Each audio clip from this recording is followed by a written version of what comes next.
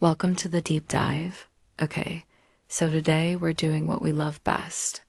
Really getting into some fascinating material.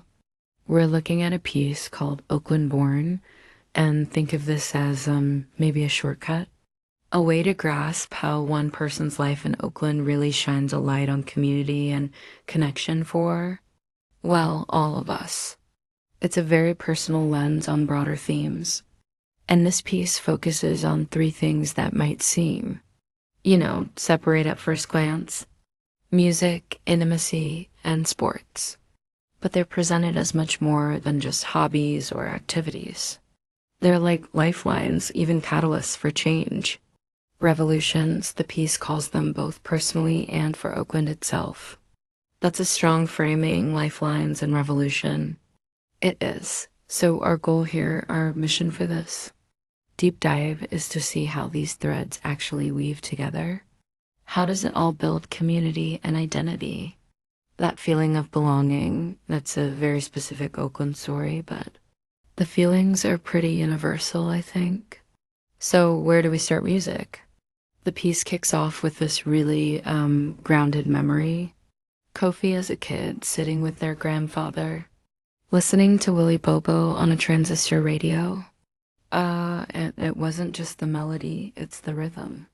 It is described as a heartbeat that won't be denied. That's powerful imagery right from the start. It really is. It sets up music as this fundamental, almost primal force. And that connection clearly didn't fade, it grew. Then recalling Yoshi's in 2008 that involved a live quartet. It sounds like it was truly intense. Kofi felt their body was 1,000 volts and everything heightened. He even broke curfew for it. Have you ever felt music grab you so completely?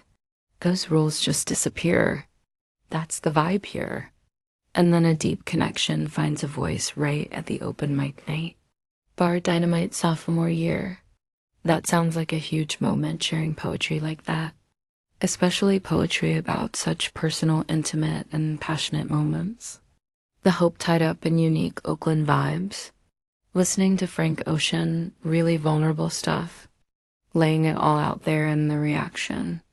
It's like this explosion of validation of being seen as art, connecting people with communal affirmation. Expressing your truth and having it just land and be held by the community. Powerful. Then later we jump to the Fox Theater and local artists in a special concert, and it feels more like a celebration. Kofi describes it as enough energy to power the Bay Area. Wow, just pure. Collective energy, and that realization hits music is freedom echoing back at you. That's a beautiful line. It captures that feeling of being part of something bigger or something freeing. When music makes you feel utterly unbound, Okay, so from music's echo of freedom, where do we go next? Let's pivot to grown folk business, LOL. But the framing here is really key. It's not just about the physical. It's presented as sacred resistance, exploring Black sexuality as holy, messy, magnificent. This piece takes us right into these workshops by the Butterfly Collective in a living room, right?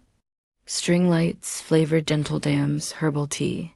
It sounds very intentional, very safe, creating a specific kind of atmosphere.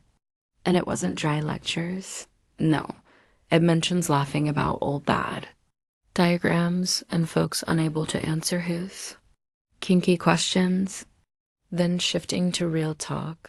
Practical stuff about pleasure zones that often get ignored.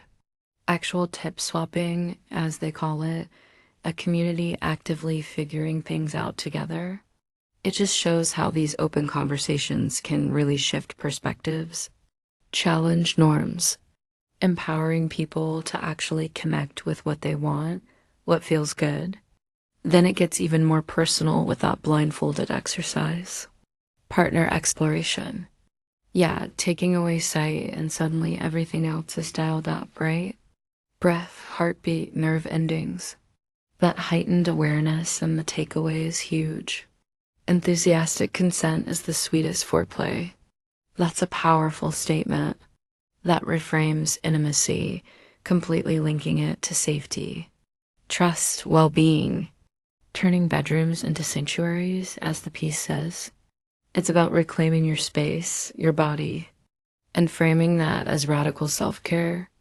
It's about agency, finding connection through vulnerability. So music is freedom, lovemaking is sacred, resistance and self-care, which brings us to sports, right? Our third theme, and again, a really interesting perspective here, not just games, but Oakland stadiums as secular churches. I love that phrase. Yeah, think about it. These places of like communal ritual, shared hope, shared disappointment, collective energy focused on one thing. I can see that we get this great snapshot of a Warriors game at Chase Center. Sunday afternoon vibe the buzz around Steph Curry. His threes described almost like prayers hitting nothing but net. Yeah, but it's not just the game itself. No, the post-game scene sounds just as important.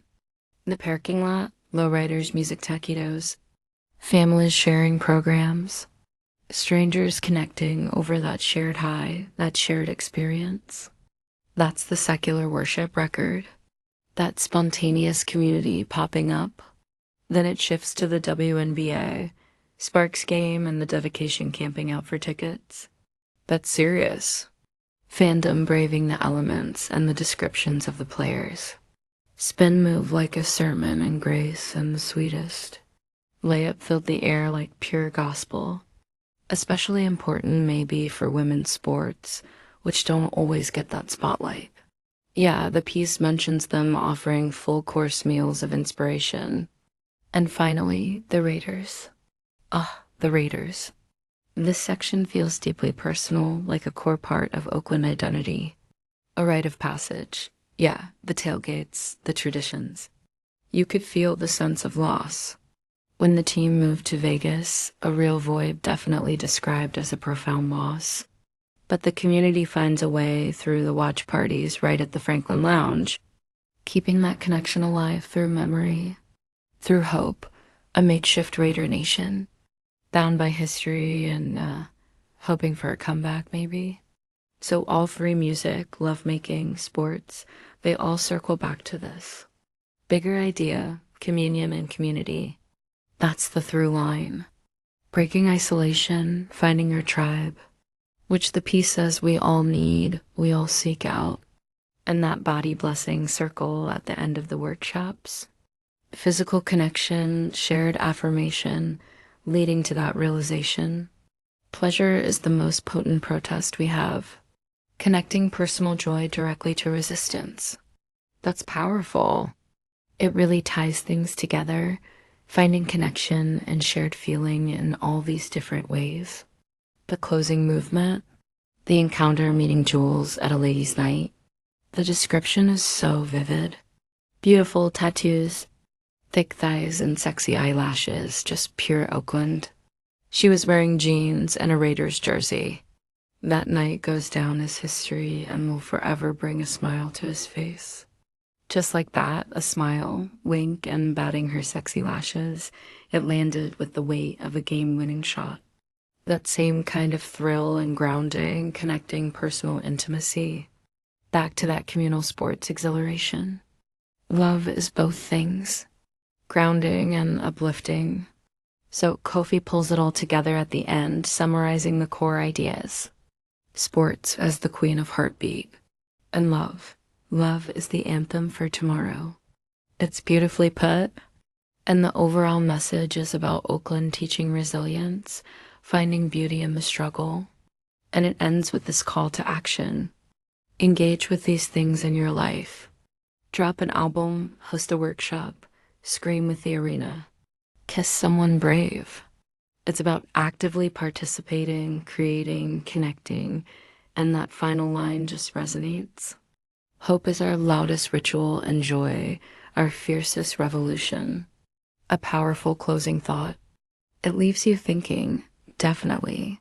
So wrapping up this deep dive into Oakland born, what really sticks with me is how these different strands, music, intimacy, shared passion, are woven together to create the fabric of community shape who we are. Think about your own community, your own life. Where do you find that? What spaces, what activities bring people together for you? Where do you feel that sense of belonging, that shared emotion that Kofi describes so well in Oakland? What are your secular churches? Yeah, your own kind of holy trinity of things that spark connection and joy. It's worth reflecting on, isn't it? Those places and moments where you feel truly part of something, where you feel that shared human experience. Lots to think about there.